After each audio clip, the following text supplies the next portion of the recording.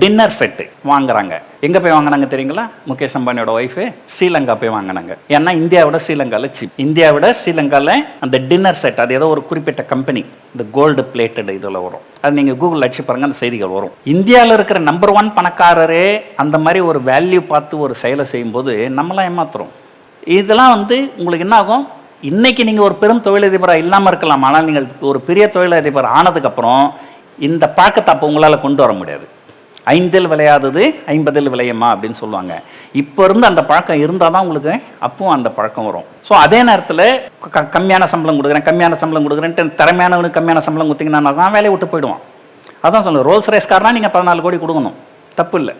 ஆனால் 14 கோடி கொடுத்து ரோல்ஸ் ரைஸ் கார் வாங்கணும் பார்த்து அவனுடைய நண்பர்கள் சொந்தக்காரங்க எல்லாருமே என்ன சொல்கிறாங்க, நீ கஞ்சான்றாங்க. ஏன்னா அவங்களுடைய பார்வை அந்த மாதிரி இருக்குது. So to sum it up, speaking skills, ஒரு critical thinking, different way of thinking, should you be job seeker or job creator, கான்ஃபிடெண்ட்டாக இருங்க. அதே நேரத்தில் செலவுகள் ஒரு ப்ரூடெண்ட்டாக பண்ணுங்க. ஸோ இதெல்லாம் இதெல்லாம் வச்சு கோடியாக சம்பாரிச்சிட முடியுமா அப்படின்னு கேட்டிங்கன்னா இல்லை. ஆனால் இதெல்லாம் தான் வேர். இதெல்லாம் இருந்ததுனால் உங்களுடைய துறையில் ஏதோ ஒரு வழியில் நீங்கள் ஒரு பெரிய இடத்துக்கு போனீங்கன்னால் இதெல்லாம் கண்டிப்பாக பயன்படும். இந்தியாவில் இருக்கிற நம்பர் 1 பணக்காரர் யார்? முகேஷ் அம்பானி. ஒத்துக்கிறீங்களா? அவர் ஒரு வீடு கட்டினார் தெரியுமா, பாம்பேல.